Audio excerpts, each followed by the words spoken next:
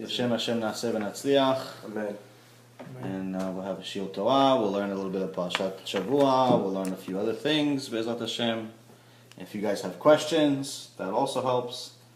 Because again, the point of the shiur is not necessarily just to give stories. It's also to make it relevant to your life. So if you have something that's specific, you have a question about, we can start with questions, or we can start with the parasha, or we can start with something else. Up to you guys. Anything? Start with the parasha. We'll listen to you. Okay, בסדר. יאללה. Parashat Hashavua. Parashat Hashavua is a parashat Shemot. And this one, it's one of my favorite parashot, not because it says anything extraordinary as far as like big miracles or, the biggest miracles are actually coming up in the next parasha and the parasha after that, of the 10 plagues. And then after that you have the splitting of the Sea of Reeds, Kriyat Yam Suf, and then after that you have Al Sinai, when you see Hashem's words in the sky, and all the amazing miracles that happens there. So this particular parasha doesn't necessarily have as many open miracles that makes it special. But what do we always say? How do you prove that the Torah is divine? That every parasha is relevant to our life today. So how do we see in this parasha that it's relevant to our life today? This parasha has two amazing creations by Hashem. One, a great one. The greatest human being that ever lived is created in this parasha. And the other one is the exact opposite, meaning the worst thing on earth. It's born here.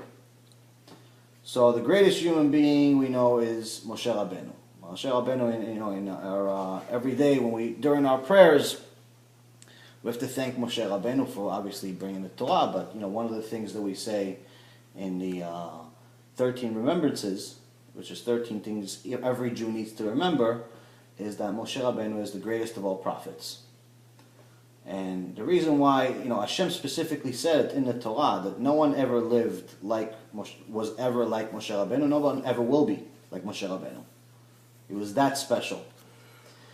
And the reason why, he's so amazing is some of the things we're going to go over this parasha, because a lot of people have these expectations, especially people that are doing tshuva. And I know this from personal experience and other people. And it's what I'm going to tell you sounds wild, but in reality it's a very, very real thing, is that people that do tshuva, or people that want to do tshuva, always say, either they say it out loud or they think to themselves, well, you know what, how come Hashem doesn't speak to me? That's not so, he's so great, he's so amazing, he created everything. He's constantly recreating everything, as we talked about the atom and how it's constantly spinning in the last shiur. Hashem is creating everything over and over again every single day. So, what's the big deal if he just talks to me? What's the big deal? He talked to Moshe Rabbeinu. He talked to other people in different ways, but Moshe Rabbeinu, he talked to him in a specific way. He's the only one that was awake. He was awake, yeah.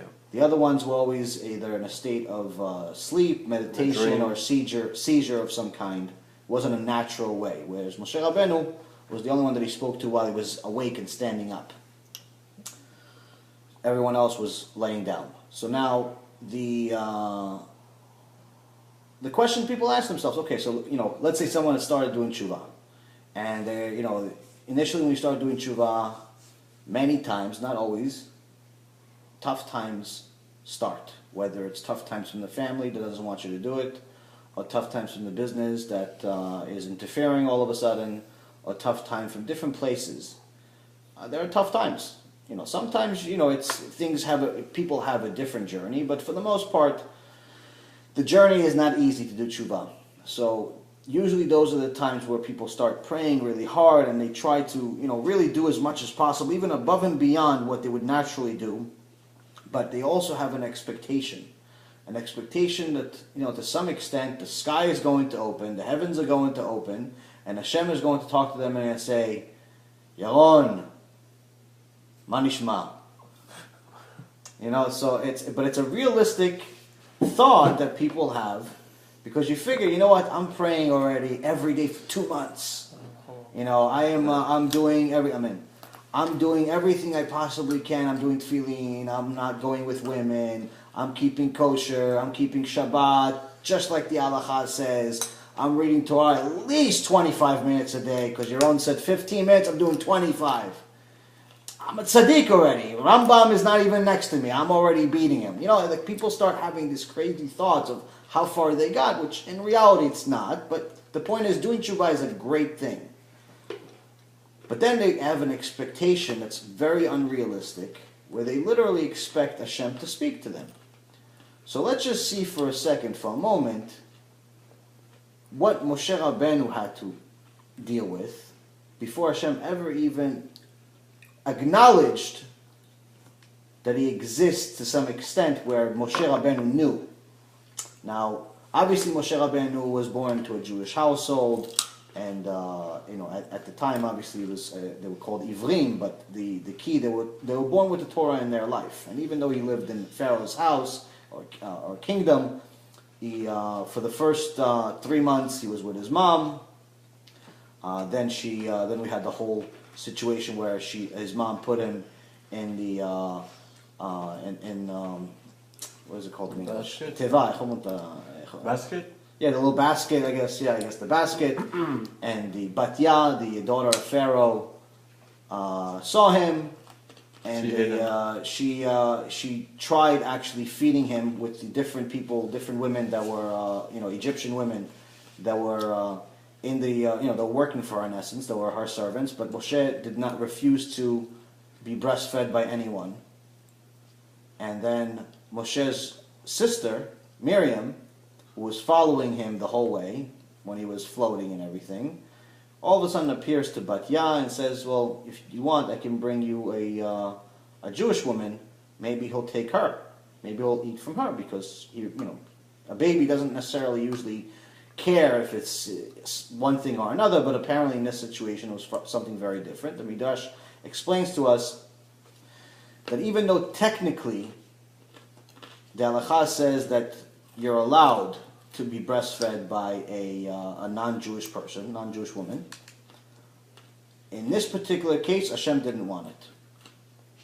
He did not want, he put it into Moshe to refuse any non-Jewish woman. And the reason why is because he said, this person is very special. He's going to speak to me. He's going to speak to the King of Kings, the creator of all creations. I don't want him to speak to me with a mouth that wasn't kosher 100% of the time. So what ended up happening is that his sister arranged for his mom to come and obviously breastfeed him. Batya didn't know that, but the point is that allowed his mom to raise him for the first few years of his life, for the first 3 years of his life or so. So now, from the beginning of his life, he has a difficult situation. The minute he's born, Paro starts this parasha where Paro forgets that Joseph, which is from the previous generations, was ever there. It says that, tell you it in Hebrew, it's better in English. ויקם מלך חדש על מצרים אשר לא ידע את יוסף. Now remember from last week, Yosef HaTzadik, became the viceroy, in essence the king of Egypt. He made them very, very wealthy. He made them in control. He gave them control.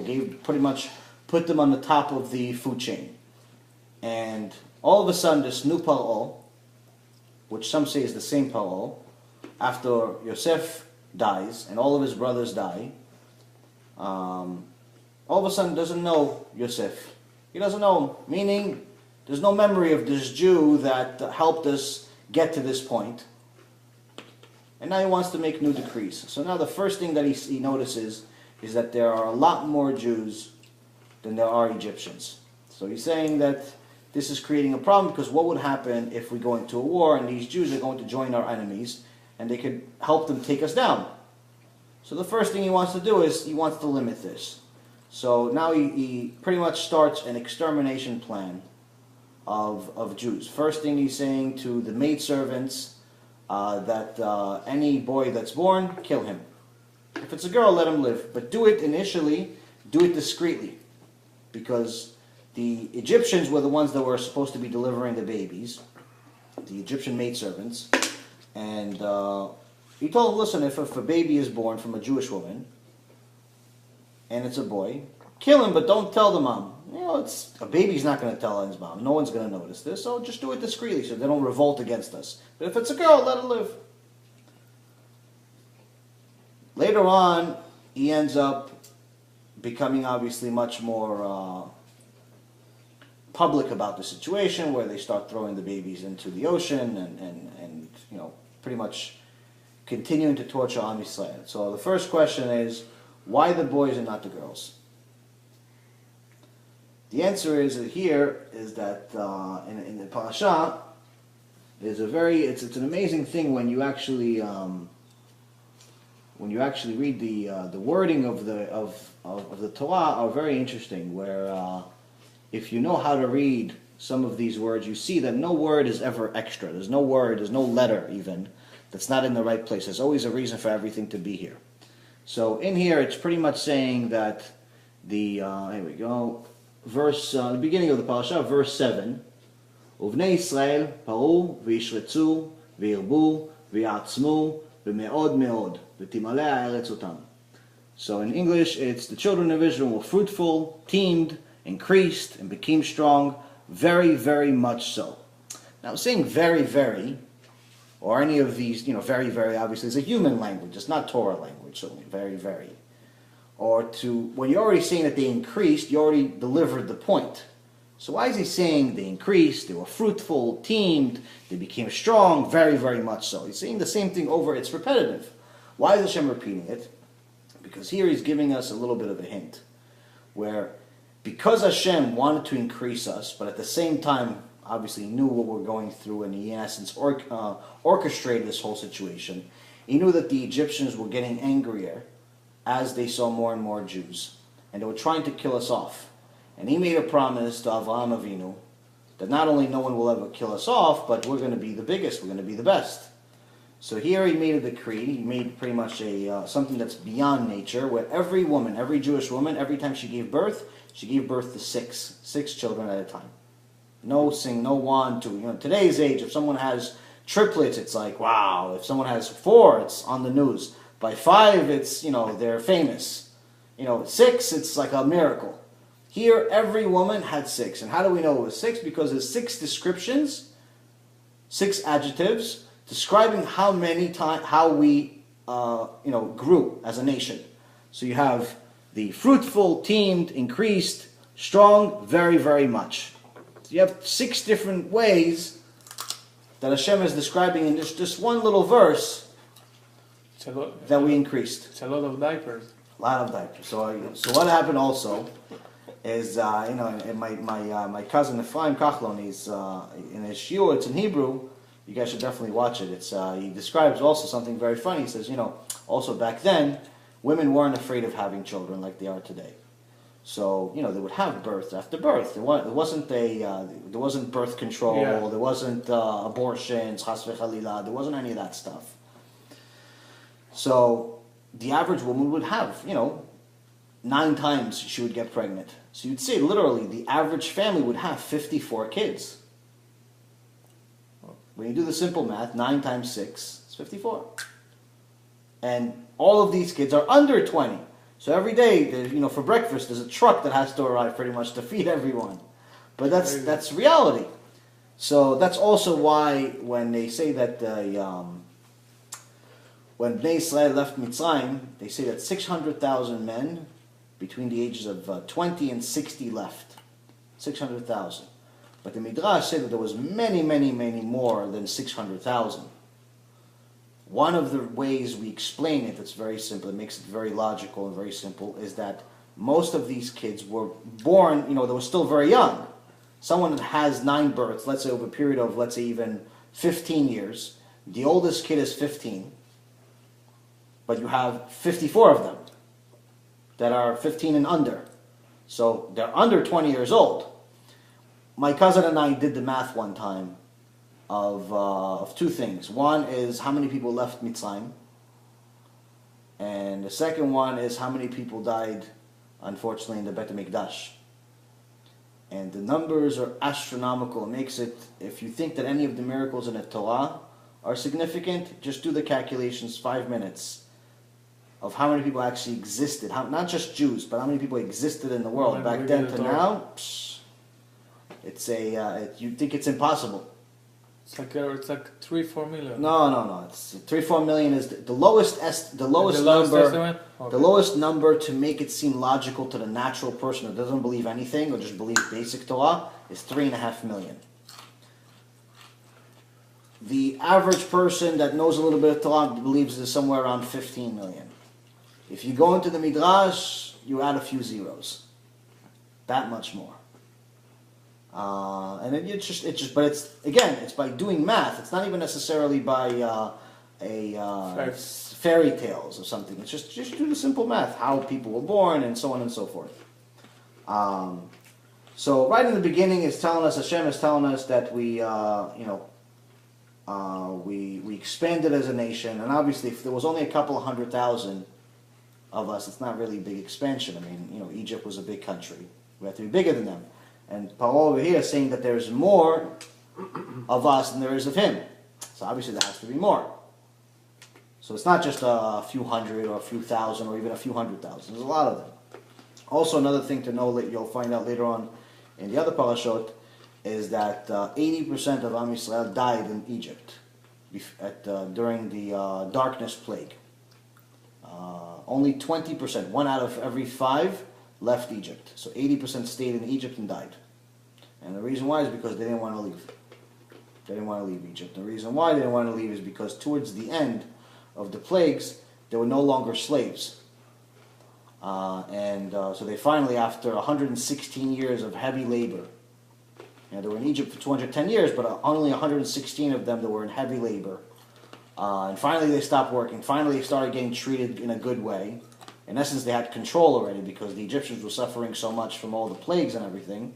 So they said, oh, listen, finally we got to a good time. What do you leave us alone? We're going to just stay here. What do we need to go into the desert and then a mountain and in this other country that you don't even know where it is? We don't need it. Let me just stay here. My house is here. My friends are here. Hashem says, okay, if you don't want to come, I don't need you. 80%. 80%. Wow. 80%. 1 out of every 5 left, which means 4 out of 5 died. And they died during the darkness plague. And the reason why Hashem did it during the darkness plague is because he didn't want the Egyptians to see the Jews die and feel like what's happening is a natural thing, not a holy thing, not that Hashem is doing it. Because if the Jews are dying and the Egyptians are dying, they could always blame nature. But if if the Egyptians are the only one dying, so he did it at nighttime, so they don't see it, and the bodies disappeared in essence, or got buried without the Egyptians seeing it. But again, 80%, and even after the 80%, you still do the math of how many people left Egypt. It's an astronomical number. So now we have Moshe Rabbeinu. To know a little bit about Moshe Rabbeinu, because we all want to be like Moshe Rabbeinu. And in essence, we all have the ability to do it if Hashem gave us the same tools. If in essence, actually gave us even more, because we actually started our life even earlier with Torah. So everyone has the ability to be something significant. And if we all want Hashem to talk to us, let's just see what Moshe Rabbeinu had to go through in his life before Hashem talked to him.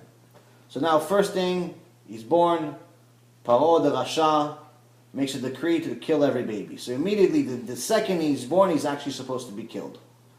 His mom, which was actually one of the maid servants that was helping deliver the babies, was able to hide him for 3 months. Then she sends him off to none other than Paro's house ends up being, getting it.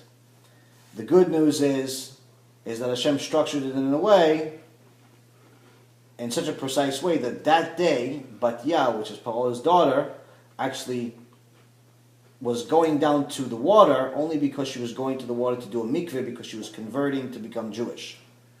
Batya ended up as one of very few women, I think it's 4 women in history, that died, but didn't die natural, that she went to Olam Haba in a natural body. She didn't die like a regular person does.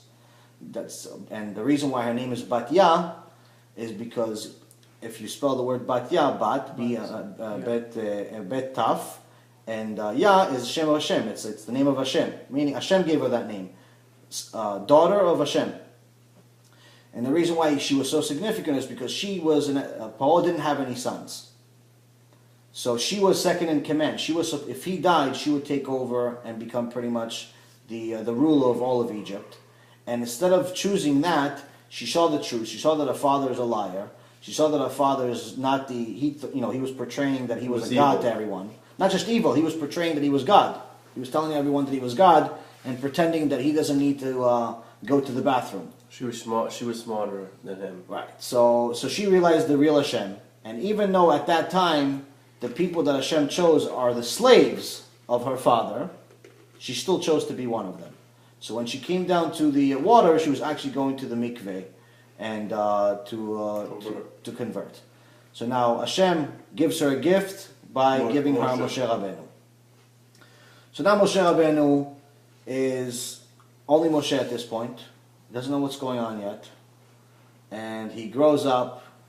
He learns a few things from his mom.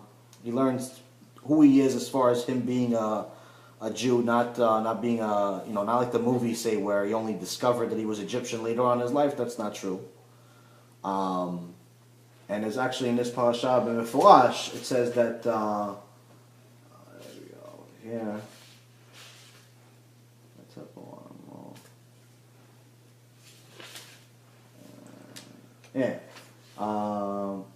בימים ההם ויגדל משה ויצא אליך ויעל בסבלותם ויעל איש מצרי. So here he says, okay, so Moshe grew up and he saw that his brothers are suffering. So if he just discovered that he's Jewish when he was already older, then it would say something else. He wouldn't say that he grew up and he saw his brothers. He wouldn't know that the Jews are his brothers. So that's one way to see it in a literal translation, that he knew it from the beginning that he was Jewish. Anyway, the Paro got from, he had these different wizards and that worked for him. And one of them was a prophet called Bilam. And Bilam was the equivalent, as far as sorcery, as far as power, as Moshe Rabbeinu ended up becoming, just for the Gentiles, just for the for the non-Jews. And the reason why the Gemara says the reason why Hashem created him is because he didn't want the Gentile nations to come to Hashem, after they died, and they say, listen, of course the Jews are your chosen nation. Look, and of course they're all going to go to Olam Haba, and of course they're all tzaddikim, and of course they're all great because look, you gave the Moshe Rabbeinu. What did you give us? So now Hashem could give them an answer. Say, I gave you Bilam. Bilam had as much power, and in some cases had more power. He actually had one thing that he knew how to do that no one else in the world knew how to do, and Moshe Rabbeinu was scared for a moment of Bilam. The Gemara says that Bilam knew exactly when there's a moment every day that Hashem is angry. Not real angry because he doesn't have feelings like we do, but if there was a feeling, Bilam knew about it. Bilam knew that there was a moment during the day that Hashem was angry, and during that moment, since he knew when it was, he would be able to use that and actually ask Hashem for what he wants, and in essence curse anything that he wants. And since Hashem was angry at that moment, those curses would come true. And that's why later on in the Torah, Balak, which was a king, hired Bilam to curse Am Yisrael, to destroy them, because he knew that he's the only one that can do it. But there's another thing that we actually have in the morning prayers, which is that we remember the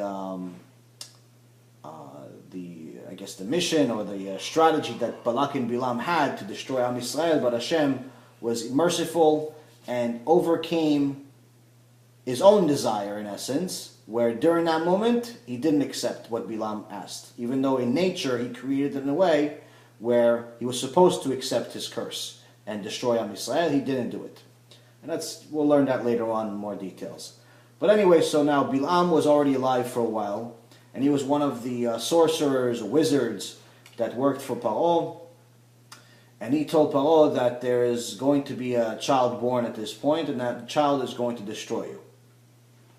So that's and he told him that it's going to be through water, something having to do with water. What he didn't realize is that the water was actually going to be Yam Suf. It's going to be the Sea of Reeds that collapses on Paro and his entire nation. So that's why Paro decided that to throw every baby boy into the water, because he figured instead of them destroying me with water, I'll destroy them with water. So he figured that he could beat the system that way, but obviously he's just a little person, and Hashem is Hashem. So now Moshe Rabbeinu gets to Batya. He goes into the Pharaoh's house, and at the age of 3,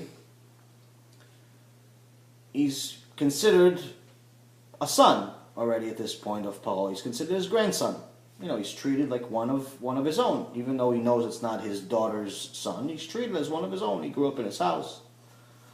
So he's playing, and then one day, you know, Paro has a big feast, and Moshe climbs on Paro, playing with him, and he sees that he takes his crown off and puts it on his head.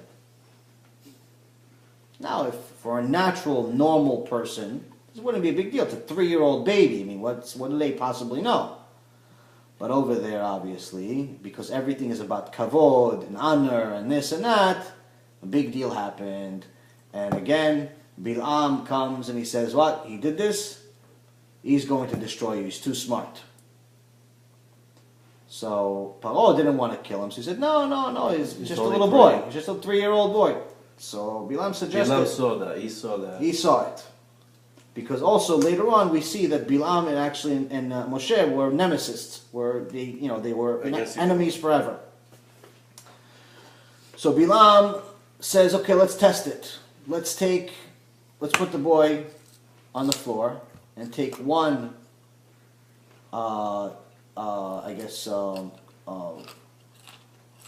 thing of coal, a bowl of coal, of hot coal, and the other part of something else that's say what's it called, candy or something like that, I think it was, or what was it, candy, or was it a no, it was the gold. So we see what he picks. If the boy picks the gold, then obviously he's a smart boy, much smarter than an average boy. Then the candy, and or whatever. Yeah, than a natural 3-year-old kid. And we'll kill him. Then Bilam says if he picks the gold, picks the crown, if he picks all of that, then that means that he knows what he's doing, even though he's only 3. He's too smart, and that means that I'm right. Then we have to kill him. But if he picks the coal, then he's stupid. He doesn't know what he's doing. Right. So Moshe was very smart, He figured. and he was going to pick the gold.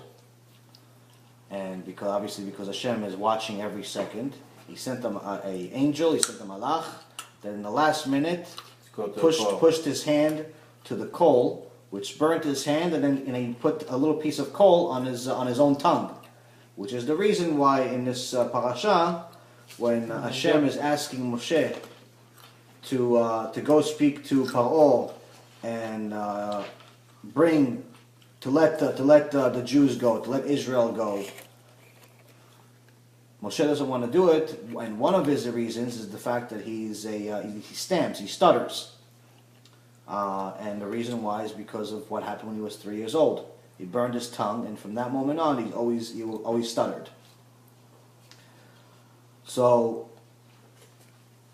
Moshe Rabbeinu, 3 years old, already had life and death experience.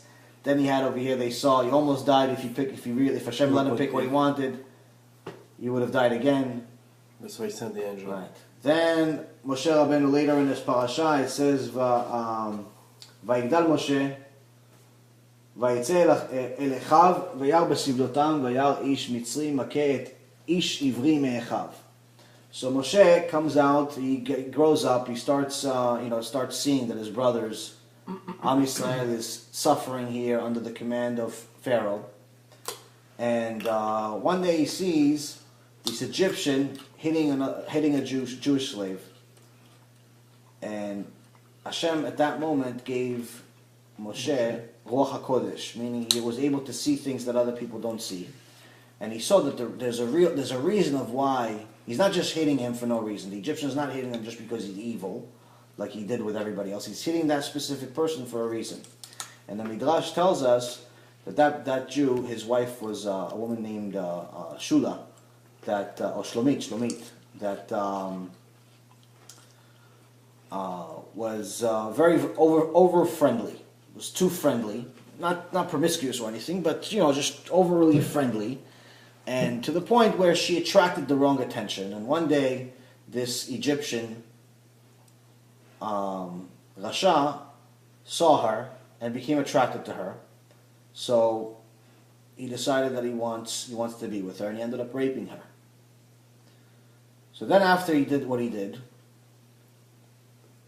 the husband knew what happened, and just like any other evil person, after they do what they do, there's a certain sense of shame when they know that other people know what they did. And he saw that, he felt like the husband is looking at him and he knows what he did, so he decided he wants to kill him. So he started, giving him a hard time for different things. And then, anytime he would do anything wrong, he would beat him up even more. And Moshe saw this. So Moshe couldn't take it. He saw this whole thing that happened where this guy not only is... Moshe knew the whole thing He knew the whole thing just by looking at him. Because Hashem gave him that. Gave him Ruach HaKodesh. So Moshe saw all of this and he couldn't take it, and he ended up killing the Egyptian. So now the next day, Moshe again goes to the land and sees that Jew with another person fighting. He says, why are you beating up your brother? You guys are brothers. How could you guys be fighting? Mm-hmm. And I say, what, are you going to kill us just like you did the Egyptian?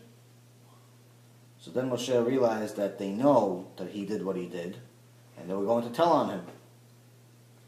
They go and tell on him to Paro. Paro catches Moshe. They bring him to Paro's kingdom, and Paro sees that this Moshe is really a problem. And even though he was a son and everything else, he sees that this Moshe is obviously... What would the other Jew turn on him? He saved his life. Right. So here's the thing. The problem with people is that they always have a self-interest. And what ends up happening is that they figured that, wait a minute, this guy works for Paro. If I tell Paro that he's really killing his people, so I get a reward. Maybe I'll get a reward and I won't be a slave anymore. So everybody's looking for their own interest. Fools don't realize that this same Moshe that saved your life is going to end up saving the entire nation just a little while later. But everyone is very, very short-term minded. So now Paro tries to kill him. They try to chop his head off. The Midrash says Hashem makes Moshe's neck into something the equivalent of marble and freezes everything. And gives Moshe the opportunity to run away.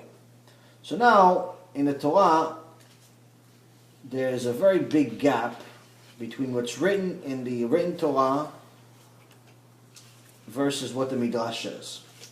Now, when Moshe Rabbeinu ran away from Egypt, the Midrash says he was only 27 years old. When he came back to free Am Yisrael, he was 80 years old. Wow. So you have yourself a difference of 53 years that are unaccounted for in the written Torah, and that's where the oral Torah explains what happens. The reason why sometimes you'll have big gaps of time in the written Torah is because, like I said before, there's never an extra letter, there's never an extra anything, and everything that's written in the Torah has to be something that's going to affect our life. And Hashem apparently didn't feel like we needed to have it in here. We could have it in the old Torah and it would be sufficient. So now what actually happened during those 53 years? So the first thing is, the Midrash says that after he runs away, Moshe goes to, right before he actually ran away, as he grew up, Bilam also was in the house, and as Moshe grew up, he tried, now that he had a little bit of power, he was working for Paro, he was considered a son or a grandson, and he wanted to avenge his, what Bilam was trying to do to them when he was only 3 years old. And Bilam ran away. Bilam ran to a nation called Cush and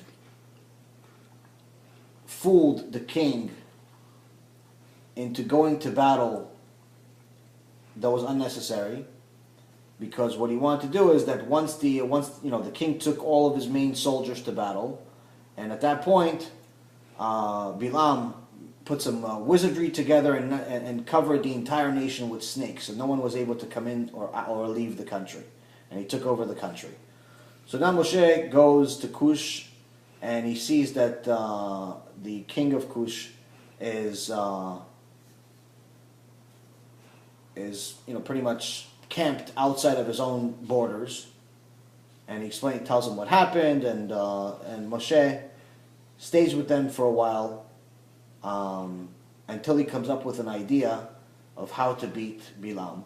He says, have each one of your soldiers catch a predatory bird, like a eagle or a falcon or something like that. Like grab the snakes. Starve them for 3 days. Starve the bird for 3 days and then release them. Yeah. And that's exactly what they did. And once the bird was starved after 3 days, it wasn't as picky as it is when it's full. So you see, like an average person, for example, if a person is doing well and is looking for work, he's going to be a lot more picky with what job he wants. But if a person is starving, the first job somebody gives him, even if it's not something he wants to do, he's going to take. You can jump on it. Right. It's the same thing with, it's a natural inclination of a creature, any creature, whether it's a human being or an animal. So they So starve now- them. They starve them to death. They starved for 3 days, and then they released them, and those birds snakes attacked the snakes, and Bilam ran away again. Bilam comes back to the Torah later on. So now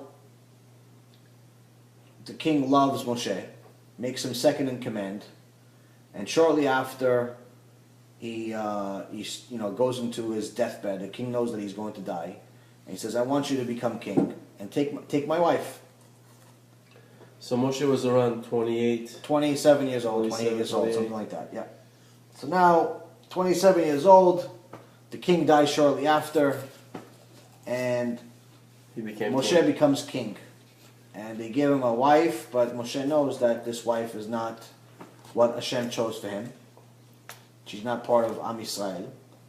So he has to be with her according to everyone else, but he doesn't have to physically be with her. So he has a test now where for the next 40 years that he's a king in the nation of Cush, until the age 67, he does not touch this woman. Wow. So now, almost died when he was born, right when he was born. Goes into the enemy's house and gets raised as if he's one of their own. Then he tries to help somebody, and instead they rat on him. Then on top of that, Paro tries to kill him and chop off his head. Then after that, he has to go into the wilderness and leave the kingdom and the money and all the power and everything that he had, because he tried to help somebody, then ended up going against him. Goes into the desert, stays with this strange king for a while, believes his story, decides to help him, is forced to become a king, which is not necessarily the worst thing in the world, but he's forced to marry this woman that he doesn't want to be with, and he knows that he can't marry another woman, and he knows that he can't touch this one. So he went It's a through 40-year He went test. through a lot. 40-year test, and we're not even finished yet. We're not even halfway through it. Hashem still hasn't talked to him. He's 67 years old. And one day this queen, she already had a son before Moshe, but the son was a baby when Moshe came into the When he picture. came in. So he couldn't be a king at the time. But now he's like 40-something years old. And she says to Moshe, listen, I'm going to tell everybody I can't take this anymore. I want to make my son the king. I don't want you to be the king anymore, especially since we're not connected in any way. So she tells the nation, listen, for 40 years I've been hiding this. For 40 years he hasn't touched me, and that's why we don't have a son, and we don't have a daughter, we don't have anything. The rightful heir to the throne is my son from my original marriage, and he should be it. They ask Moshe, Moshe admits to this, and they say, okay, you got to go and leave. But in those days, you got to go means that they were going to kill you. Hashem put fear into them not to touch Moshe, and they just let him go peacefully. So Moshe leaves the kingdom with nothing, Wilderness. goes away. He goes to a place called Midian. Midian. And in Midian, it says in this parasha, he was sitting next to a bear. איך אומרים bear באנגלית? איך אומרים bear? באר. Like a... The water. Check with the thing you put the thing down, you took the water up. Oh, water well? Water well? No. Be'er.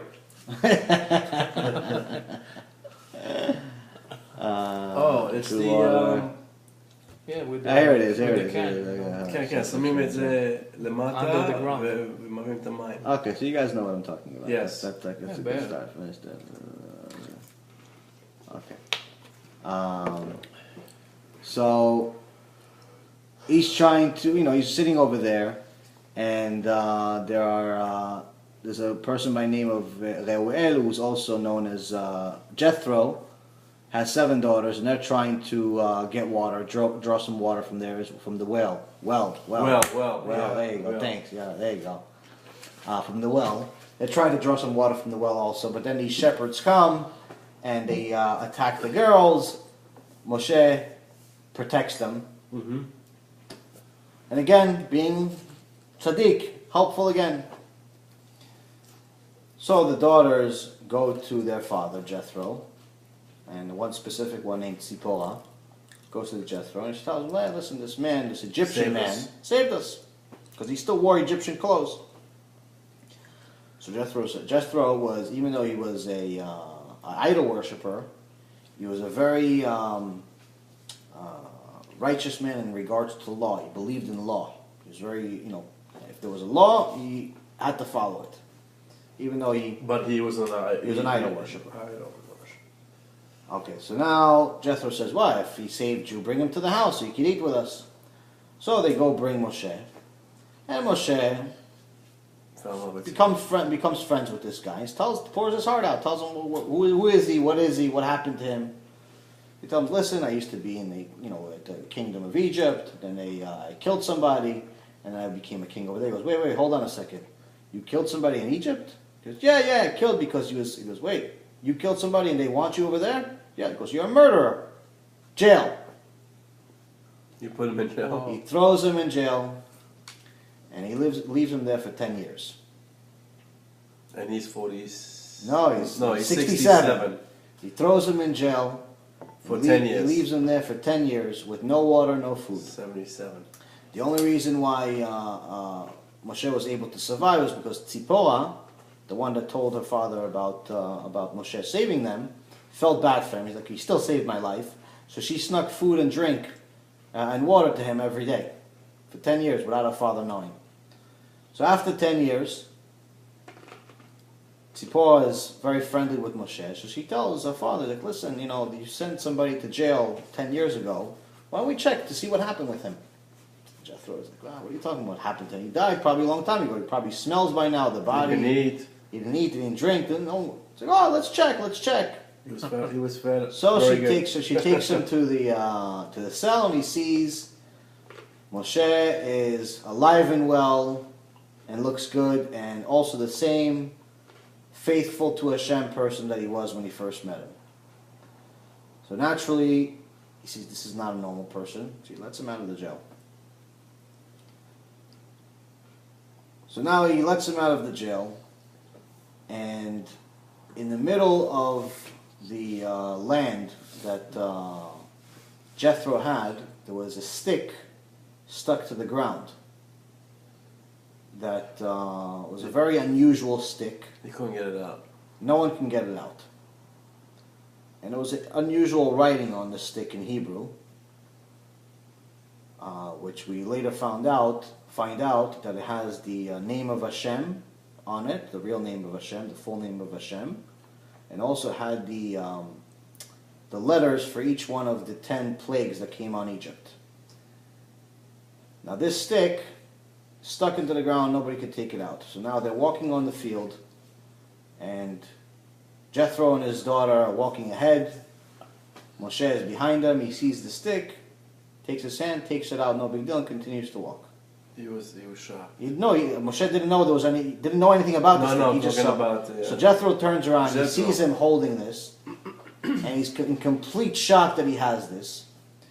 So the Midrash says that this particular stick was the shaft that Moshe Rabbeinu split the sea with, but this particular stick was the same stick that was created in the first 6 days of creation. There was 10 things that were created during the first 6 days of creation, other than everything that the Torah tells us in the in parashat Bereshit. One of them is the stick. Another one was the mouth of the donkey that Bilam rode. A few other things that were very, very mystical were created. This particular shaft, particular stick, was created, and this stick was passed from generation to generation, from Adam Arishon, from the first human, Adam, to Noah, to Abraham, from generation to generation. And as soon as there wasn't a worthy person to have it, it would go into the ground, and only a righteous person that Hashem chose would be able to take it out. Now that's also, by the way, in case you guys are trying to figure out where did you hear this story before, if you ever heard of the story of Arthur, it's just probably 25, 30 years ago, or maybe more, 40 years ago, they came up with a cartoon or a story about King Arthur and with the sword being stuck in a rock or something like that. Something like that. Well, they stole our story. It's our story, really. Uh-huh. It's in the Torah. So now, Moshe takes this stick out. Jethro is He's complete shocked, because also Jethro He tried taking it out. tried taking it out, but he also told all of his people that whoever can take it out, I'll give them whichever daughter of mine they want. So now Moshe took it out. Zipporah. So he chose Zipporah, and Zipporah became his wife. So for the next couple of years, they're living over there with Jethro. He becomes one of the shepherds in Midian, working for Jethro. So now he's been in jail for 10 years after giving up So he everything. was 77. 77 years old, around, something like that. And now he's a shepherd, goes from being a king to being a jail member to being a shepherd. It's not exactly a very high-level job or anything, but And then 3 years it's later. better than jail. 3 years later, he goes to Egypt. So now he has his couple of kids, and one of them is named Gershon. Gershom. And the reason why is because Gershom comes from the word ger. Ger is a convert. And it's or stranger. There's two translations to the word ger. And you named him after that because he was a stranger in this land. So that's where that name came. And I think his other son's name was Eliezer, which comes from the means God helped me. So now he has these couple of kids. He's a shepherd, simple shepherd. One day, one of the sheep runs away. He starts chasing the sheep, and he sees that the sheep, all they wanted was some water. So he's very apologetic to the sheep, and he carries them all the way back. Says, I didn't know it was water. I was chasing you. I thought you were just, trying to run away. And Hashem sees this after all the trouble that he went through, he even cares so much about a sheep being thirsty to carry the sheep all the way back. This is the person that I want to carry my nation. So then Hashem gives him a sign, and he goes and he sees in the mountains, which ends up being Mount Sinai. There's a burning bush story where Moshe goes up to the mountain and he sees this burning bush, but the bush is not being consumed by the fire. And Hashem, as Moshe gets closer and closer to the bush, he sees that the bush is not being consumed. This fire is not being consumed. Then he notices that there's an angel there. And then after that, notices that. right? And then after that, Hashem identifies himself. Now, the Midrash explains that this was like a 3-step process. Hashem didn't identify himself right away. to Moshe, and the reason is just, again, if you care for someone, but you want to tell them something important, you don't want to necessarily just throw everything at them at once. That's one of the explanations of why it was even for that particular, Hashem showing himself in so many words to Moshe was done in 3 separate levels.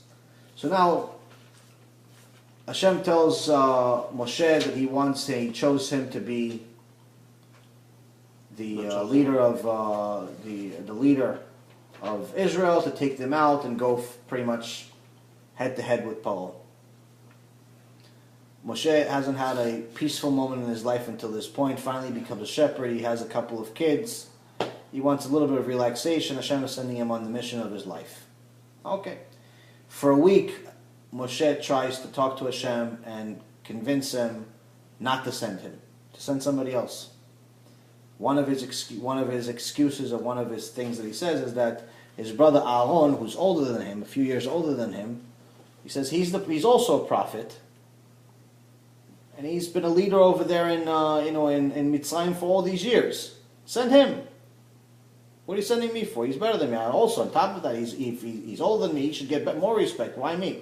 I can't even speak clearly. From the birth. From birth already. I've had this and that. So Hashem says. So when he says to him, I don't speak eloquently. I don't speak clearly. Why would you ever send me? Who am I that I should go to Pharaoh and that I should take the children of Israel out? He prefers his brother to do it. Yeah, says anybody else. Anybody else, just don't send me. He wanted to stay with Sephora and the kids. Right.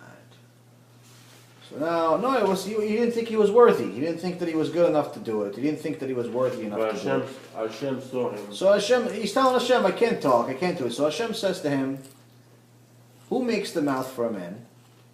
Who makes one dumb or deaf or sighted or blind? Is it not I, Hashem?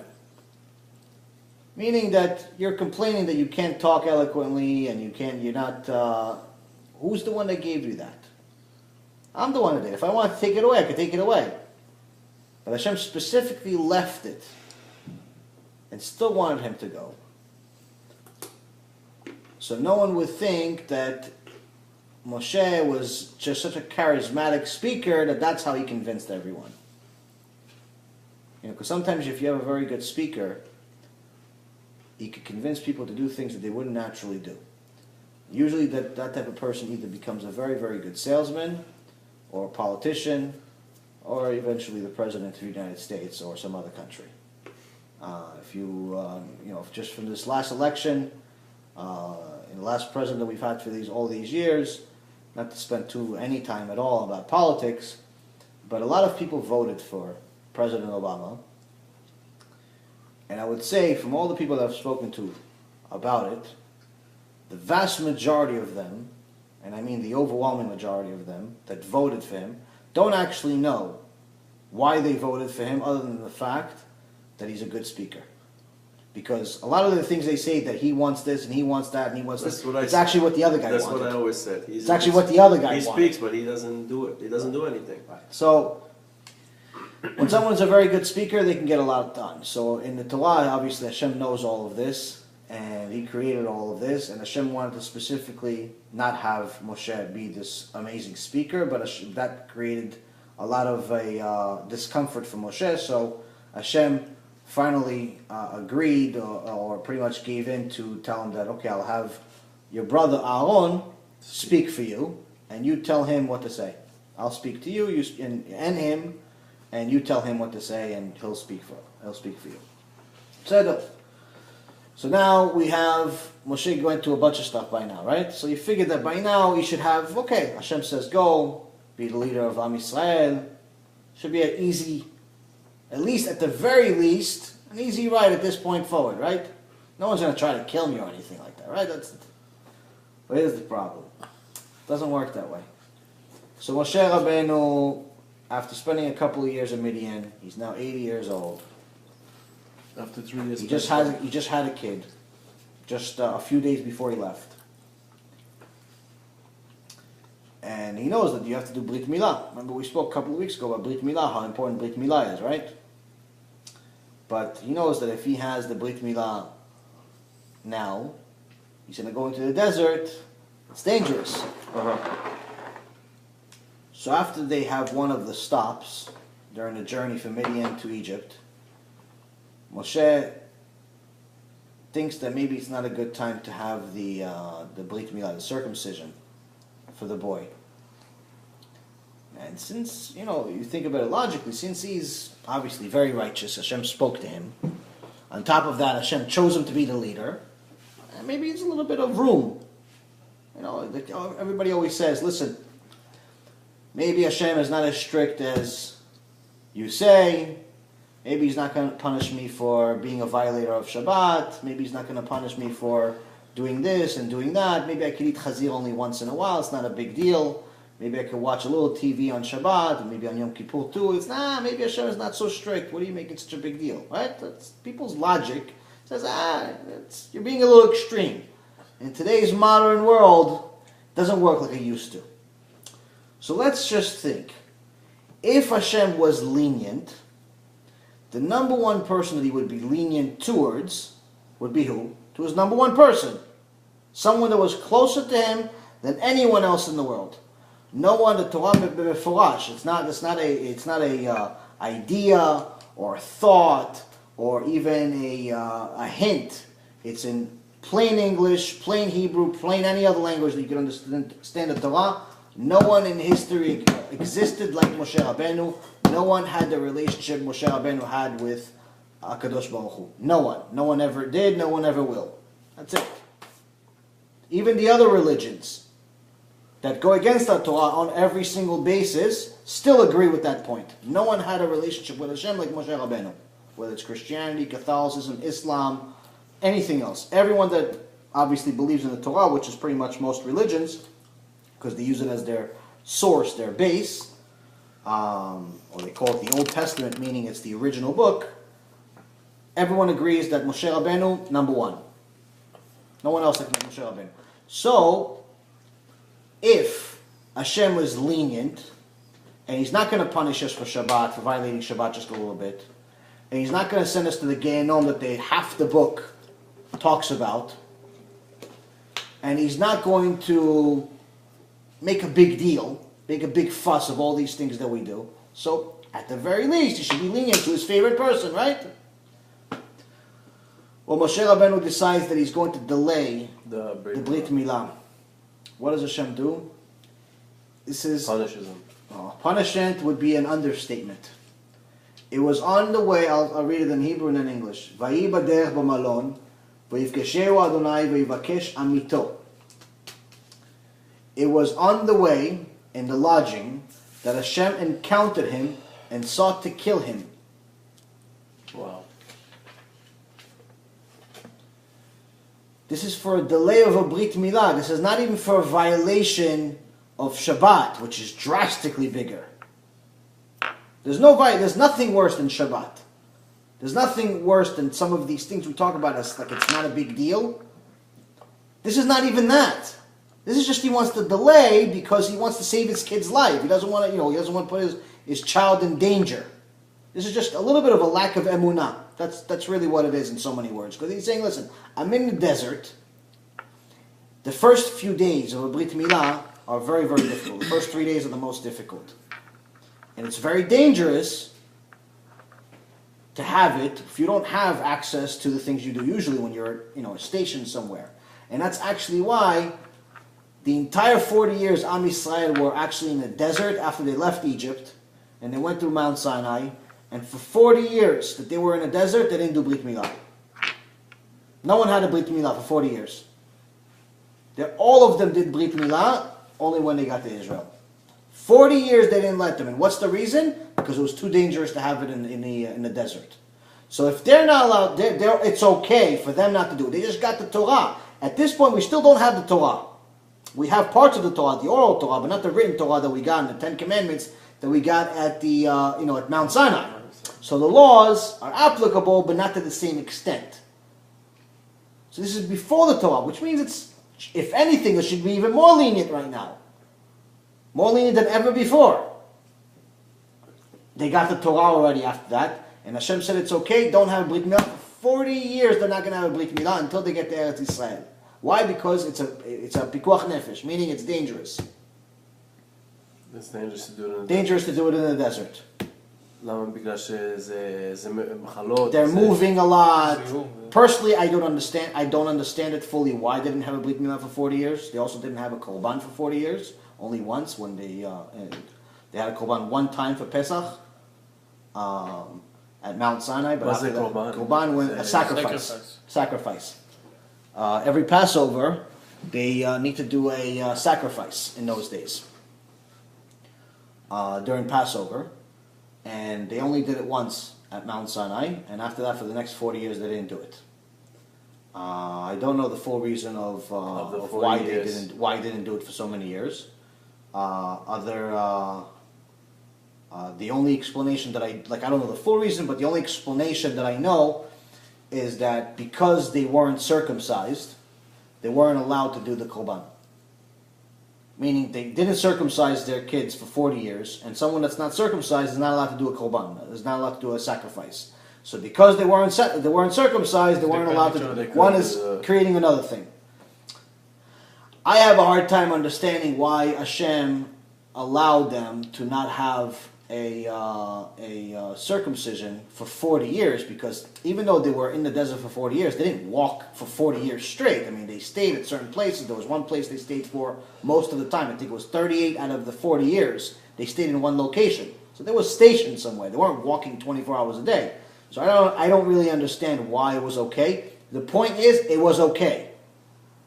So if it was okay for them after they got the Torah, which means that right now it's more strict than ever. Before they got the Torah, it was less strict. This parasha is before the Torah. Before the Torah with Moshe and... So if anything, if Hashem is going to be lenient, if all the people that are saying Hashem is lenient, and Hashem is forgiving, and He's going to let you do whatever you want, Ani stadir. Remember that story I told you guys about the two people, and one of them kept saying, Ani stadir? Where it's like, I'll figure it out. Once I get up there, I'll manage, I'll work something out with Hashem, like He's one of your buddies. So if there was ever a time to do it, it's right now. He's not even making a violation. There's only violation here is that he's a lack of emunah that his son is not going to die. Meaning he's saying if I do a brit milah right now, there's a chance my kid's going to die. So it's a little bit of lack of emunah, because technically if you think that Hashem wants something to happen, whether you do the brit or don't do the brit, he's going to die or live. So it's not really a sin though. So if there was ever a time Hashem is going to be lenient, it's right now, before the Torah, and to His favorite person. But what is this? What we just read? He's going to kill him. So Tzipporah took a sharp stone and cut off the foreskin of her son and touched it on his feet, meaning on Moshe's feet. And she said, "You caused my bridegroom's bloodshed." So he released him. Malach HaMavet released Moshe. Then she said, "A bridegroom's bloodshed was because of circumcision." This is literal Torah. This is not like a deep understanding of something big. ותיקח ציפורה צור ותכרות את ערלת בנה ותגע לרגליו ותאמר כי חתן דמים אתה לי וירף ממנו אז אמרה חתן דמים למולות. So pretty much she's saying here. So Tzipporah is his wife. She took the skin she took of the kid. boy. Yeah, she circumcised the boy. And then she spread the blood on his feet. So Tzipporah took. Remember, I don't know if I told you guys this. Remember the Brit Milah circumcision used to be done with stone, not with a metal. I think I told you guys the story of what happened with King David. No, I don't think. Okay, so I'll tell you guys a little bit. Stone, okay. Okay, so back then they used to cut with stone. It's much sharper than metal. So she saw that Hashem sent Malach HaMavet to kill Moshe. And the Rashi says over here that the Malach HaMavet grabbed Moshe in a way where it was obvious that it was because of circumcision. You could do the imagination in your head why, how, and how you would know. He grabbed him in that area, in so many words. So Tzipora knew that this is because of circumcision. So she took a sharp knife. She took a stone. She was really like alert. She was there. She's seeing a husband being killed by Melech Hamav. You're not going to be alert. You're seeing your love of your life being killed. Of course, you have an evil angel. I mean, yeah. I mean, she could have been like froze. Run away. Sure. Yeah. Absolutely. I agree with you, though. That's a good point. So she takes the stone. She takes her son, who's only 8 days old. She gives him a brit milah. She takes the blood of the brit milah and she puts it on his feet. On Moshe's feet. Moshe is in essence wrestling with the Malach HaMavet. He's being killed by Malach HaMavet. She puts it on his feet so the Malach HaMavet can see it, that it happened, that the circumcision is done, so you can let him go. And that's what it says. So he released him. Wow. And then that's why she says she released him. And then she tells the baby, you caused my bridegroom's bloodshed. Meaning you're the reason that my husband, my bridegroom, meaning my husband almost died because of you.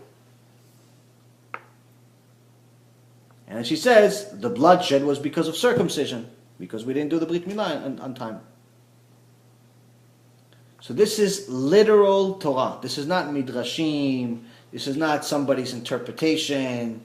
And that's the thing that I think is the most important. And anyone, if you're going to do Judaism, if you're going to do the truth, forget about what people say or don't say, whether Hashem is strict or he's not strict, or this is going to happen or that's going to happen. If you just read the basic understanding of Torah, I'm not even talking about Rashi even, just basic translation of everything, you will see for yourself that anyone that says that Hashem does not care about people violating Shabbat, or violating intermarriage, or violating kashrut, or violating any of these laws, 613 commandments that he gave us, it's not a big deal to him.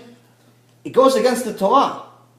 It's not against, it goes against some rabbi's translation of it, or some fanatic's interpretation of it. No, this is it. His favorite person almost just got killed. Days after he told him, go be my leader. It's not like he was like, you know what, he's my leader for a few years, but I got tired of him. I don't really like this guy anymore. I want somebody else to replace him, so let me just kill him. No, he just selected him to be his leader. Meaning, right now, their relationship is at its peak. They love each other the most ever. And now he's going to kill him? Why? Because of one tiny, tiny issue. But Hashem knew, he knows what's going to happen in the future. Just because Hashem knows what we're going to do does not mean that he's going to interfere with what we do. Meaning, Rabbi Mizrahi put a really good example one time in one of his lectures. He said, okay, let's say you and I are sitting over here and I tell you, listen, I know everything you're going to do tomorrow. Everything. And you tell me how. I'm like, all right, you know what? I'm not going to tell you how, but I know. So I take a piece of paper and I write every single thing that you're going to do tomorrow. I put it in an envelope. I say, okay, tomorrow, open this envelope at the end of your day. At the end of the next day, you did whatever you did. I wasn't there. You open the envelope and you see everything that you did throughout the entire day was correct. Did it affect your actions that I knew it? Of course. No, it didn't affect you. Why? I wrote it. You did whatever you wanted to do anyway. It had nothing. The fact that I knew that you're going to do it doesn't really matter. It doesn't affect your actions. If you're going to go to work, you're going to go to work. If you're going to go out with your friend, you're going to go out with if you're going to eat kosher or not kosher or do this or do, it has nothing to do with me. The fact that I know is irrelevant. You still have choice. You still have your own. You're still going to make your choices. The fact that I know what choice you're going to make, it doesn't really matter. And that's the thing with this. So even though Hashem knew or didn't know or any of that stuff about what Moshe and Tzipora are going to do, it's irrelevant. They still had a choice. Their choice was independent of Hashem's knowledge. Let me tell you, he picked the right wife. So Moshe Rabbeinu just got picked for the number one job, and just moments later is almost killed. And then after that, he goes to Egypt, and then he starts, obviously, the whole scenario, which we're going to learn more and more about over the next couple of weeks. He was 80 years old. He's 80 years old, and he sees his brother. He tells his brother all the things that Hashem showed him, and that why he's there, and so on. So this is just the first 80 years of his life. The next 40 years, he lived until he was 120 years old. The next 40 years, the next year, he's pretty much battling with Paro, constantly telling him, no, I'm not going to let your people go. And every time Paro is telling him, I'm not going to let your people go. Excuse me, but Paro, how old was he? Paro was very old. Because he was a kid, Moshe, when he left. Paro was very, very old. Some say he was a few hundred years old. Yeah. He was a wizard. He was a very strong wizard. Some say, actually, that he was the same Paro that was alive when Joseph was there, which was a couple of hundred years before. Some say it was a new Paro, but still makes him. He had some power. Yeah. He was a wizard. Yeah, he was a wizard. But it's not just that. Hashem wanted him to. In those days, there was some people that lived longer. Not everybody lived till 70 or 100. Some people lived a lot longer. Like, for example, there's one woman which I think we learned about in one of the shiurim, but we'll mention it again in not next week's parasha, but in 2 weeks' parasha, is a woman named Serach, which is Serach is one of the daughters of one of the 12 tribes, Asher, Serach bat Asher. She was alive when Am Yisrael first came to Egypt, which is over 200 years before this parasha even started. She lived a few hundred years and she never she's also one of the few 4 women, I think it is, that died as a natural person, not as she didn't go into a grave like a regular person. Yaakov Avinu gave her a special blessing and so on.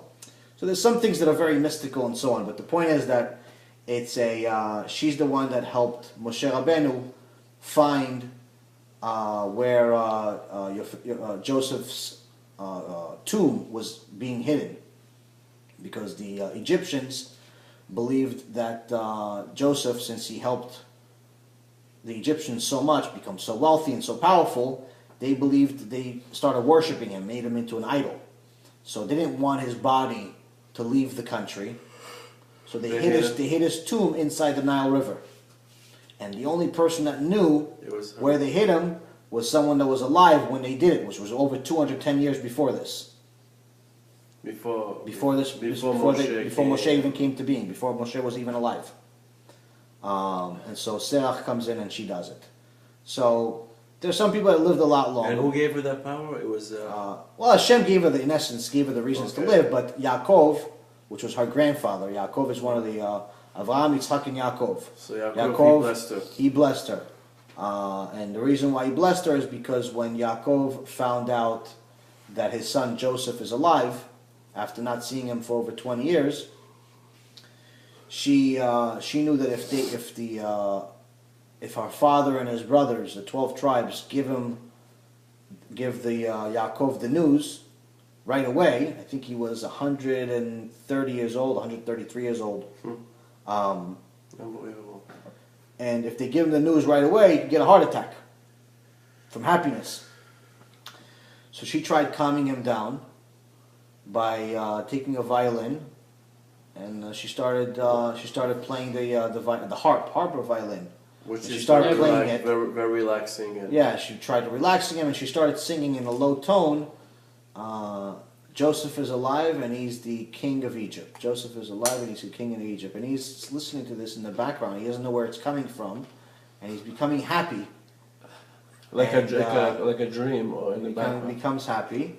And what ends up happening is that for over 20 years, all the time that Joseph was gone, you see in the Torah is referring to Yaakov as Yaakov.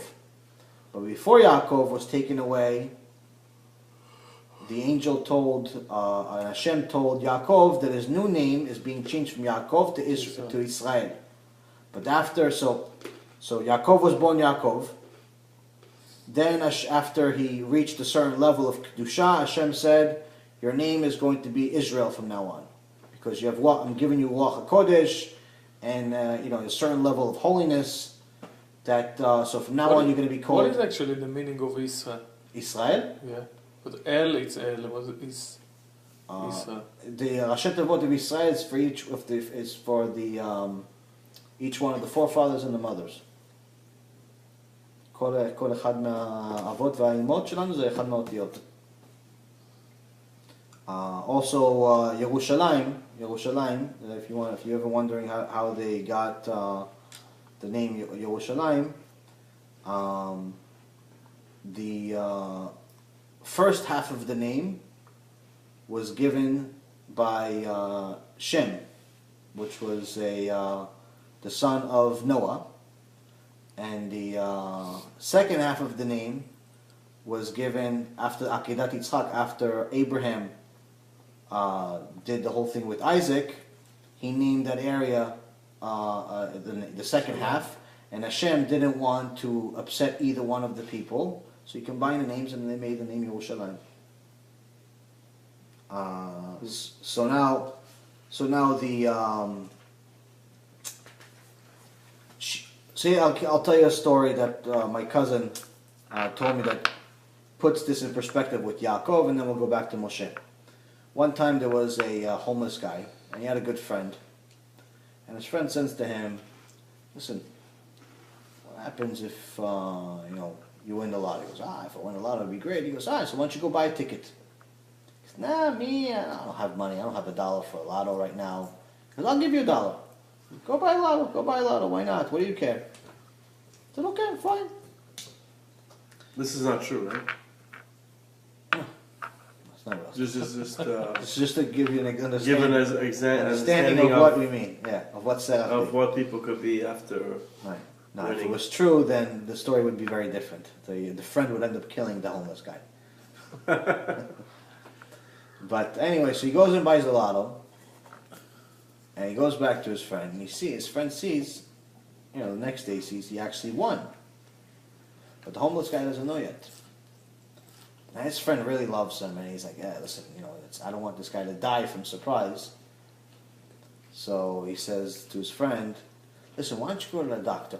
He says, come on, you and your suggestions. Yesterday you told me to play the lotto. Today I'm going to the doctor. Why am I doing all this? He says, just go check your heart. Check your heart. He says, okay, you're a good friend to me. You bought me a lotto ticket yesterday. I'll go to a doctor. So now the friend tells the doctor ahead of time, he's like, listen, my friend just won the lotto, but I don't know how to tell him. So you tell him, you're a doctor. You tell him in your own way. God's like, no problem. So the doctor says, checking the guy, he goes, how you doing, ta-ta-ta. But let me ask you a question. Your friend told me you won the lotto, you played the lotto yesterday. And he says, yeah, he played the lotto. He goes, what happens if you win $100? $100? $100 would be great, I'd be able to eat the whole week. Well, what happened if you win $1,000? $1,000? If I get $1,000, I'd be able to maybe get myself, some new clothes and eat for a couple of weeks. So he's trying to ease him into the fact that he won $10 million. He goes, what happens if you won $10,000? $10,000. Come on, Doc, let's not kid ourselves here. If I win $10,000, I'm going to definitely get myself a little apartment to move into and maybe even get some clothes. Maybe I can get a job. And on they go, 10,000, 50,000, 100,000. Little by little. Little by little, they keep going up. Eventually it gets to a point where he says, okay, what happens if you win $10 million? He goes, okay, enough, doctor. Listen, if I win $10 million, I'm giving you half. Right away, the doctor got a heart attack. And why? Because he didn't expect it. So it's the same thing with Yaakov. If they would have told him that the son that he's been mourning and crying over for over 20 years is all of a sudden not only alive, but he's a king of Egypt. Joseph. Right, Joseph is the king of Egypt. It could easily kill him from happiness. That's actually what happened to Yaakov's grandmother, Sarah, when she found out, not grandmother, to his grandmother, Sarah, when she found out that her son Isaac, didn't die. She was so elated, so happy that she died. Wow. So, extreme news, whether good or bad, if you're ever giving it to somebody, You have to give it in Yeah, pieces, slowly. slowly, especially if they're older. Or maybe music in the background. Or music. So that's what. So Serach played the music, and Serach gave him, in essence, hinted this stuff to him. So when the brothers came in and told we're going to tell him, at that point, you see in the Torah that for the entire time that Yosef was not in his life, his name was only being referred to as Yaakov. As soon as the brothers are there and they're about to tell him that Yosef is alive, the Torah is referring to him as Israel again, as Israel. And Rashi explains that anytime he's referred to as Israel, he has Ruach HaKodesh. So he knew that what they were saying was true, because he saw it. Perfect. So now, after he saw this is all true, and he said, okay, now I can go to Egypt and then I can die. Meaning I've lived my life, I can just see my son one more time, I'll be happy to die. He ended up living, I think, another 17 years with his son in Egypt and all of his family. But then he also realized that Sarah ended up it being one of the reasons why he was able to handle this news, so he gave her a blessing. And one of the blessings that he gave her is that she may live to forever. She never die. So Serach ended up being one of the... Who gave her the blessing? Yaakov. Yaakov gave her the blessing that she... and she's one of few women that didn't die a natural death. She went to Olam Haba as a person. Because Yaakov had powers, like... In essence, in so many words, right. So, going back to Moshe Rabbeinu went through all of this stuff. After 80 years, Hashem finally talks to him. Like we want Hashem to talk to us every day because we did tshuva for 2 months, or we kept one Shabbat, or we kept kosher once in a blue moon, or we didn't go out on a date because we figured that maybe it's not good to go now, or we did something, or we gave $10 tzedakah, or something, The reality is when you don't know how important mitzvot are, every mitzvah seems like it's the biggest thing in the world. Like somebody gives $1 to a homeless guy, they think they're the biggest tzaddik in the world. Or somebody helps somebody get a job, they think they're like the greatest. Or somebody keeps one Shabbat, they think they're already no less than the Rambam. There's a reality. Listen, it's good to do tshuva, obviously. It's our purpose in life, to do tshuva every day. But at the same token, there's a certain level of expectations that we need to have. You cannot expect to have Hashem speak to you when you don't even know what Hashem really is. You don't even know anything about His Torah yet. So that's, again, very important to know, because if someone has unrealistic expectations, they're setting themselves up for failure. And I saw a video either yesterday or the day before. It's a nice kid, young guy, and he's no older than 25 years old. He's in one of these lectures, and he did tshuva, and then he fell off again. And then he's talking to the rabbi. He's like, listen, I'm back on it again over the last couple of weeks, but I don't understand. I did tshuva, and then I thought that everything's going to work out great, but all of a sudden, I started losing money, and all of a sudden, I started losing my girlfriend left me, and all of a sudden, this happened and that happened. I thought everything's going to be great if I do tshuva. Everything is, I'm going to live olam haba here. And he had unrealistic expectations. And he also wasn't able to see that, some of the things that actually happened to him are the best things for him. Like, for example, the girl leaving him, the rabbi told him outright, that's the best thing that could have happened to you, because if you want to live a religious life and you're not married to the woman, you can't be with her. So the rabbi is one of these, Rabbi Amnon Yitzchak, he tells you the truth. He doesn't sugarcoat anything. And that's the types of rabbis that we have to connect to. That's the type of rabbis you want to be with, a rabbi that tells you the truth, not the way he sugarcoats it. What does the Torah say? Whether it hurts us or not is irrelevant. What does Hashem say? Hashem gave us the Torah. He said this.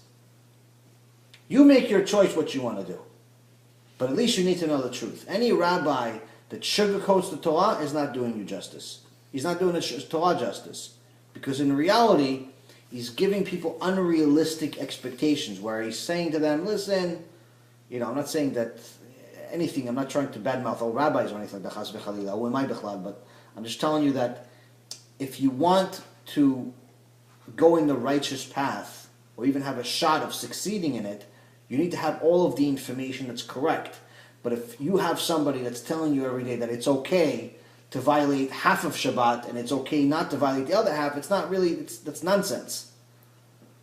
Listen, you need to know what needs to be done and do as much of it as possible, but don't ever think that it's okay that you're not doing all of it. You don't necessarily need to become the Baba Sali tomorrow and become a sage and all of a sudden you know the everything in the world. No one's expecting that of you. But at the same token, don't think for a second that violating half the rules of the Torah is okay. It's acceptable. The job of a Jew, the mission of a Jew, is not to be perfect. It's to try. But you know when you're trying, and Hashem knows when you're trying. So if someone is listening, watching, and reading about Torah on a regular basis, and it's 1 month, 2 months, 3 months, and they're adding things to their life little by little, then obviously this is good. Little by little you're adding more, but you want to try to get to the basic foundation, the Brit, Tefillin, Shabbat, as soon as possible. But, again, everybody has their own timing. But if someone is on this same exact journey, he's going to lectures and he's reading and he's watching and this and that, but he's already doing it for 5-10 years and nothing changed and he's still not keeping Shabbat after so many years, either he's lying to himself or someone's lying to him. Something's wrong with the picture. There's no way in the world that it makes sense that you can say that I'm really trying because I'm listening to all these Shiur Torah for 5 years already, and I'm still not doing tefillin every day. Doesn't make any sense. What do you mean? What are you trying? Because maybe you just find the Torah interesting. The Torah is really interesting. So just because you listen to a Shiur Torah doesn't mean you're righteous. It just means you're obviously smart and you see something intellectual and something very interesting, so you like it. The Torah is not just about learning it. The bigger part of the Torah is by doing it. If you're not going to do it, you're wasting your time. So, what we have to do is we have to realize that our lifeline with Hashem is by doing what He says, not just listening and ignoring. And that's why I think actually also Rabbi Mizrahi in one of his lectures, he says that, usually the guys that are like the most secular of all, that completely live a life as if Hashem doesn't exist, as soon as they go to the Bet Knesset, that once a year they go to the Aron HaKodesh and start kissing the Torah. Please, they do this little motion, like it's this big thing. Once a year they go to the Bet Knesset, not more. But all of a sudden they became, Avraham, Yitzhak, and Yaakov together. They're kissing everything like it's the greatest thing. Oh, Yom Kippur, you can't even see the green grass anymore. All the cars are covering the grasses.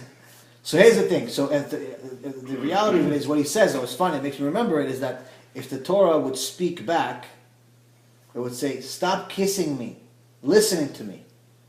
Instead of kiss me, listen to me. Who needs their kisses, Bichlal? It's not a mitzvah. It's not one of the 613 commandments to kiss the Sefer Torah or the Aron HaKodesh. It's okay if you would do it, it's great. The Sephardim likes to kiss. Okay, kiss, whatever, but kiss it with a clean mouth. Don't kiss it when you're 10 minutes earlier you are doing business on Shabbat or something else. So, again, people need to think something. If as we said, I think a few lectures ago, and we're going to say it every time, and I think it's probably the best thing that we came up with so far, is that if Hashem is Hashem, He's Hashem all the time. It's not just sometimes. It's not when it's convenient for us. If you want to go and you want Hashem to be on your side, you have to do what He says. It's very simple. You can't make excuses for ourselves our whole life. You can't just, you can't, if we're learning right now, we're learning Torah, obviously it's late at night, you guys worked all day, it's not easy. It's not, this stuff is not, obviously you're committed. So there's an effort here. But if we're doing this once, twice, 10 times, 20 times, 30 times, 40 times, but for whatever reason, in a year from now, we're still all not keeping anything, it doesn't make sense. We're just wasting each other's time. You understand what I'm saying? So the key here is to do what the Torah says, not just oh yeah, it's a nice story, wow, Moshe was such a nice guy. You know, why did Hashem pick on him so much? You gotta do what it says. That's it, enough. So, in this parasha, one of the things we learn, as I just said, is that we learn that we have to have realistic expectations, because who this Moshe Rabbeinu, this greatest creation, somebody special, wasn't somebody, it's not, for Hashem to speak to him, took 80 years. We're doing tshuva for a few years, 4, 5, 6 years. Take it easy. You know? Do what Hashem says first. Sacrifice 10% of what Moshe Rabbeinu did first. Then see if you still have the same requests. And if you really want to know Hashem, learn His Torah. And do it. And you'll get to know Hashem, and you'll feel like Hashem is in your life. Listen, I'm not anybody. I can't tell you if Hashem's going to speak to you or not, ever, or anything like that. Maybe He could speak to you 5 minutes after you leave here. It says, everything Yaron said is a nonsense. Just don't believe Him. I'm going to speak to you whenever you want from now on. Who am I, Bichlal, to tell you He's going to speak to you or not? But I'm telling you that to have realistic expectations of if you're going to do tshuva, then do it because this is real. And if we try to notice things around us, and we start noticing things around us, we realize just how real it is. So, for example, if we look at the world around us, I always try to give you guys one scientific fact that's amazing. So my wife sent me something, I thought it was pretty extraordinary. If you look at the world around us, there's a lot of things that we take for granted.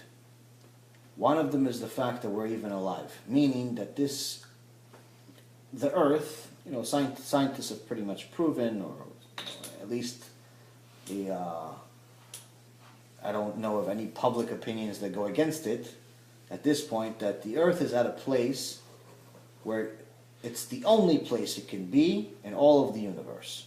Meaning it would not survive, the location of the globe could not survive at any other location 1% different from where it is right now. But also, if you look at the Earth, there's a lot of meteors and things like that, thousands and thousands of meteors being shot at the Earth every single day. Broken rocks from around the universe that hit the Earth on a daily basis. But we don't even know they exist.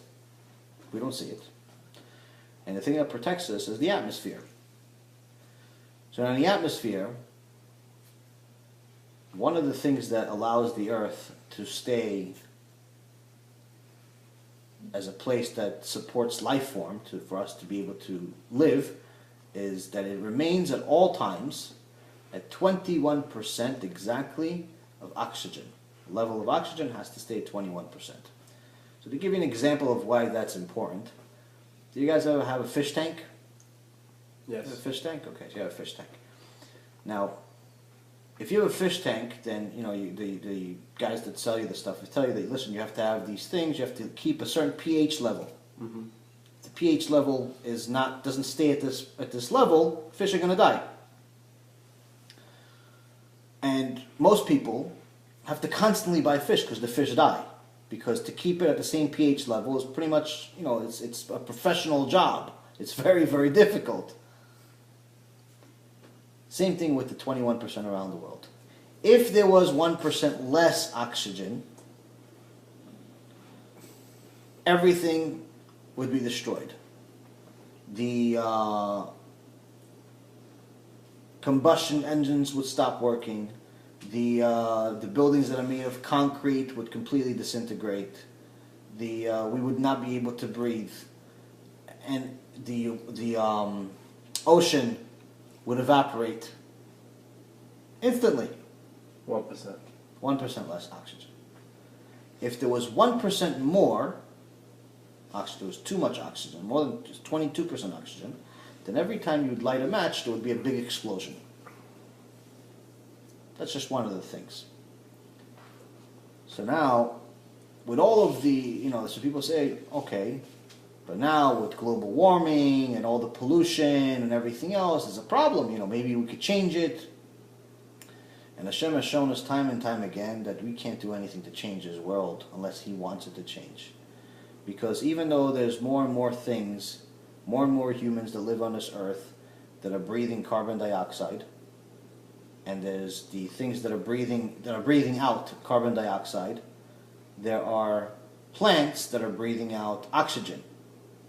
So it's, in essence, it's supposed to match, but we're killing off all of the plants because we're building buildings on all of them.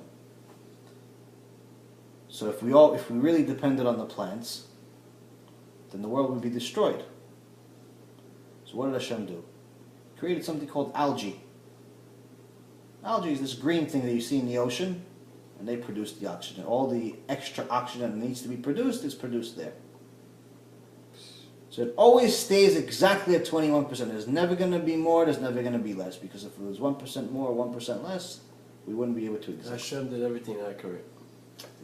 That's the difference between Hashem that's Hashem and Hashem that's the figment of people's imagination. Science. That people try to humanize Him because they want to be able to relate to Him. But Hashem specifically tells us He has nothing in common with us as far as our thoughts. He doesn't lie. He doesn't change His mind. You can't. It's such a huge separation between us and Him that there's nothing to compare. There's nothing. It's not even like to say that we're a piece of paper and He is the world is not even a fair comparison, because in reality it's not. It's not even close to that. So, for us to even exist, the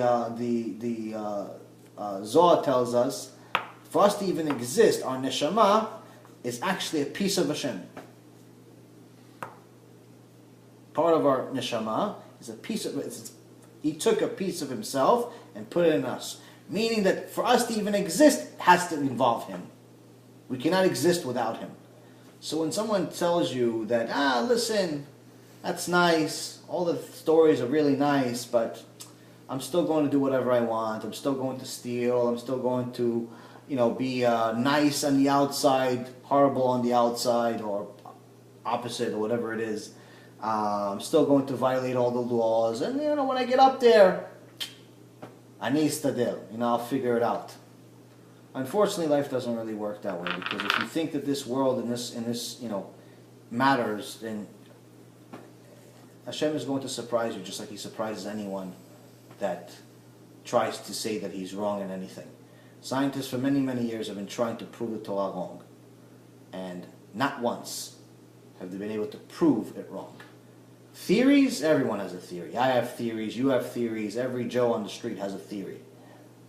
Proofs is something complete. Something that's proof is indisputable, meaning it's solid, you cannot change it, it's a fact. That's a proof.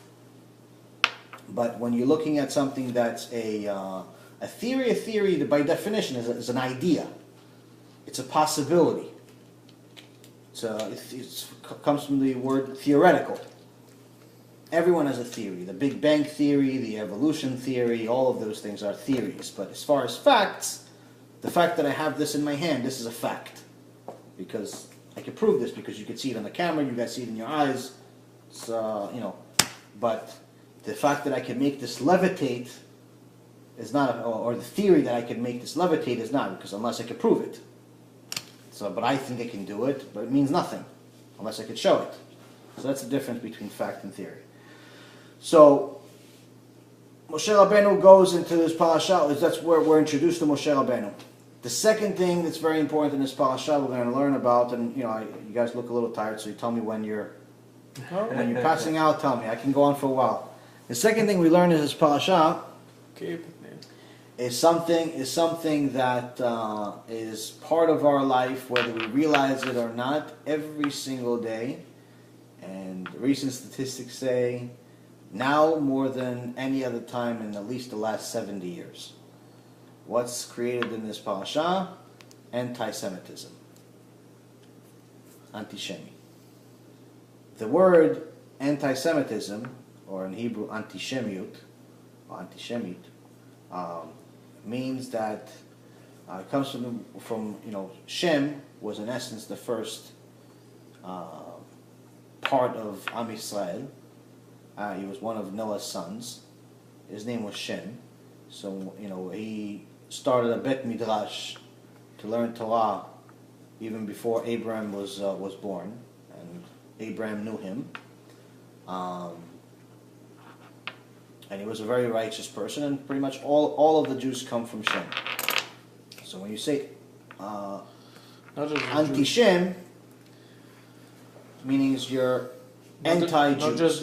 Not just the Jewish come from Shem. What do you mean? It's not just the Jewish come from Shem.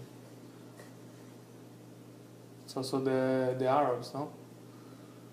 I don't know. Oh, I guess, yeah, in essence, yeah, because the Abraham and you have his son. Mm-hmm. Yeah. But as far as anti-Semitism, how do we know it's born in this parashat? It starts right from the beginning when Paro says that it's bothering him that there are more Jews than there are Egyptians, and We should kill all the babies. they wants to kill all the babies. But so the question here is, people ask, is how did he do it? If there's more of them, if there's more Jews than there are Egyptians, and at this point there's no slavery, the Jews are living their life. It's like America. Think of America, okay? Because in essence, it's not too much difference at this point, before the killings of the babies, people, and slavery, and so on. So the Jews are prospering. They have their businesses. They have their city. They're doing their thing. There's a lot of them. And there's the Egyptians. Think of them as the Americans, let's say. And they're doing their thing. And there's a lot of them too, but not as much. In this world, it's the opposite, but you get my point.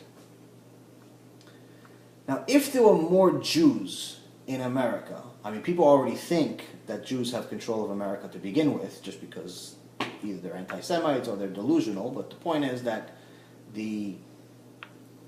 if there was literally more, let's say there's 350 million people in America, and let's say 200 million, 250 million of them were Jewish, Bezat Hashem, and 100 million were Americans, and everybody else. And the two got into a fight. Naturally, you would think that, listen, the Jews are going to win. There's double the amount, right? Or if, let's say, the 100 million Americans say to the Jews, hey, listen, Jews, we want you to be our slaves. There's 2.5 of you for every one of us. There's 250 million of you, 100 million of us. But we want you to be our slaves. What are the Jews going to do? They slap them around, right? Mm-hmm. So how did he do it?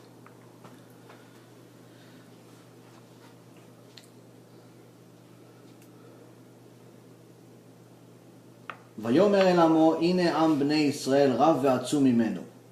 So Pharaoh says, behold, the people of Israel, the children of Israel are more numerous and stronger than we are. Also, not only more numerous, is also stronger than us. Even better than my example. Ava nitchakma. Ava nitchakma, לא פן ירבה והיה כי תקרנה, מלחמה ונוסף גם הוא, על שוננו, ונלחם בנו ועלה מן הארץ. Come, let us outsmart it,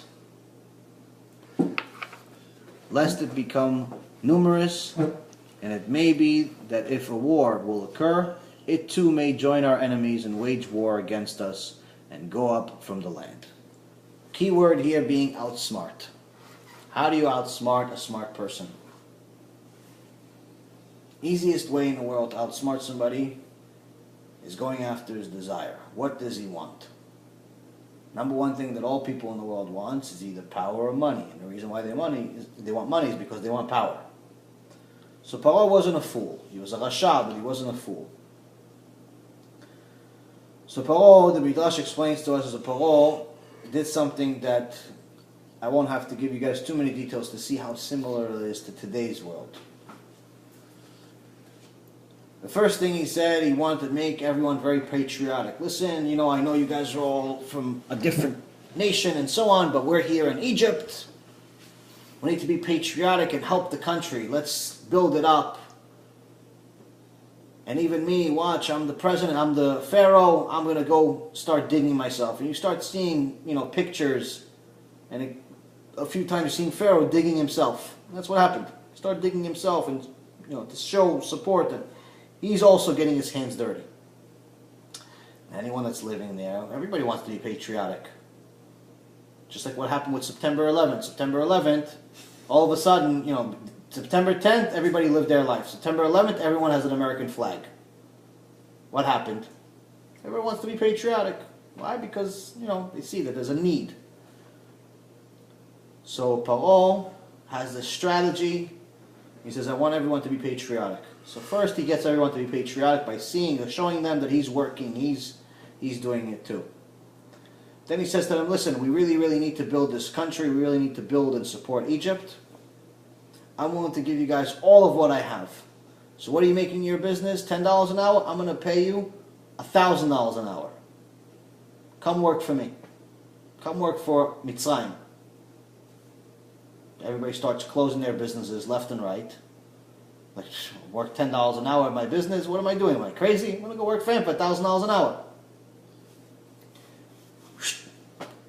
Everyone shut off their business. And they come work for Paro. 1-2 days, didn't take much thinking. $10 an hour, $1,000 an hour, right? You have a job right now, you're making X amount of money. Somebody tells you, listen, I'm going to pay you 50 times more. You're going to quit, or you're going to think about it? Quit, 2 seconds, right? Okay, so there you go, they did the same thing. The only part of the nation that didn't do it are the Levites, the Levites. Because they didn't work, they just learned Torah. They didn't have businesses. And that's actually part of the reason why Moshe and Aaron were able to go in and out of Egypt, and they were never slaves, and they were never interfered with because they were Levites, or Levites. So now everybody closed their business. And Paro is having his people document how much work each person is doing, because he knows that each person is going to work for $1,000 an hour. He wants to know what they're doing, right? After a couple of days, the guy, listen, I can't really pay you the $1,000. I'll pay you $500. So no big deal. After a couple of more days, listen, I can't really pay you the $500. I'll pay you $100. Okay, it's still better than my 10. After all the businesses are closed already, no one really has a choice. They're already starting getting used to this money life already. They already spent the money they don't have. Listen, I can't really pay you the 100. I'll pay you 50. Don't worry about it. It's fine. We're patriotic. We understand it's hard times. Everyone runs out of all of their money. And all of a sudden he says to them, you know that 50 that I was telling you? Can't pay you that 50. It's closer to zero. I don't have any money to pay you. And now they don't have money. They don't have a business. And they no longer have a choice. And that's how you turn the majority of the country into slaves. And that's why anyone that's a Ben Torah, that's someone that knows about Torah, when he looks at the world today and you see all of the communism that's running the world, whether it's social, the welfare that's constantly given to people so they can give back pretty much everything they own, like you have around the world, and you have pretty much a world with a government that teaches their people that depending on the government is the only thing they need to do, instead of depending on themselves and being, pretty much productive on their own, is exactly what happened in Egypt. That's how you could turn a nation into slaves. So it's welfare is not good for people. Obamacare is not good for people. Yes, there are certain people that need help because they have deficiencies, whether they have mental deficiencies or aged, they're too old, they can't work, or some type of disability. Yes, obviously that's outside, that's excluded, that's someone that can't provide for themselves. But I'm talking about for a natural, normal person, giving people unemployment for 2-3 years because they can't find a job or don't want to find a job is not helping them. It's more enabling them. Meaning that you're giving them a reason to continue not having a job.